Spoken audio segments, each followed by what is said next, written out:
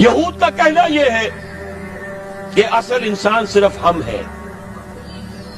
13 million یا 14 million 1.5 crore سے بھی کم انسان دنیا میں یہودی ہے. وہ کہتے ہیں اصل انسان ہم ہیں.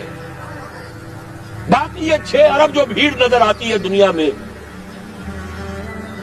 یہ اصل میں حیوان ہے، شکلیں انسانوں کی سی ہیں. یہ گوئمز ہیں، یہ جینٹائلز ہیں. ان گوئمز اور جینٹائلز کا خون چوسنا ہمارا حق ہے.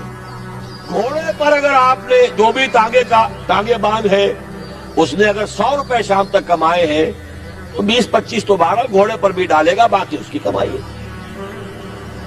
سبسسٹنس لیول ان کو دو تاکہ یہ کل بھی کام کرنے کے قابل ہو. لیکن سارا سودی نظام کے ذریعے سے ان کا خون ہم کشید کرتے چلے.